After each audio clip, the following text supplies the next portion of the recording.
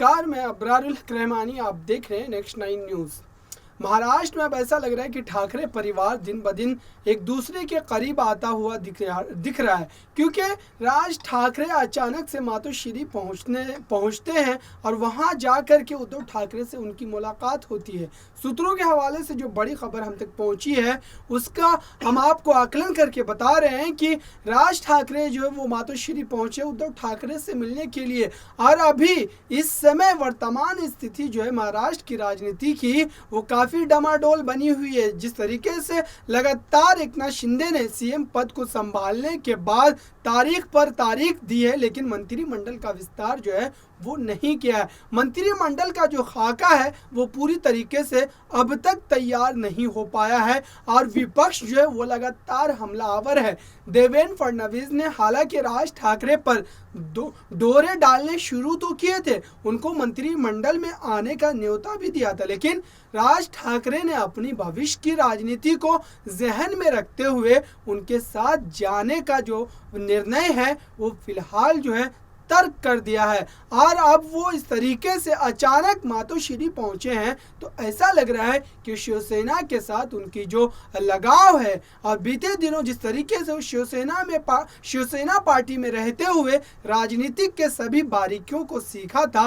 राजनीतिक के सभी गुणों को जाना था, तो अब ऐसा लग रहा है कि शिवसेना के बड़े मसीहा के तौर पर वो उद्धव ठाकरे का साथ देने जा रहे हैं आने वाले चुनाव में। क्योंकि शिवसेना पार्टी को अब एक ऐसे लीडर की ज़रूरत है, एक ऐसे व्यक्ति की ज़रूरत है जो पार्टी में अपने मन से काम करे और उनके ऊपर जो भरोसा का जो मादा है वो उद्धव ठाकरे का भी बना रहे। क्योंकि एकनाथ शिंदे की बगावत के बाद जिस तरीके से भरोसा टूटा है उद्धव ठाकरे का, तो उस भरोसे को जीतने वाला अगर महाराष्ट्र में कोई नेता नजर आता है तो वो राज ठाकरे ही हैं। लेकिन राज ठाकरे के साथ एक परेशानी और भी है कि उन्होंने जिस तरीके से अभी बीते महीनों की बात की जाए तो राजनीतिक यात्रा में अपने विचारधारा को एक नई धार देने की कोशिश जो है उनके द्वारा की गई थी, लेकिन उसका जो नतीजा है वो तब पता चलेगा जब चुनाव के नतीजे जो आएंगे और उसमें उनकी पार्टी को कुल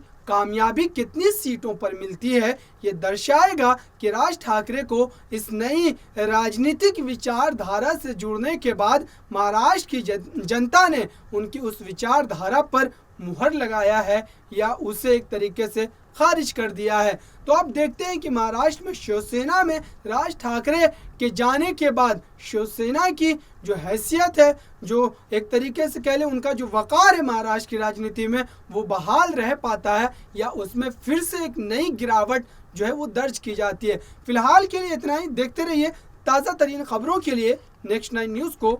धन्यवाद।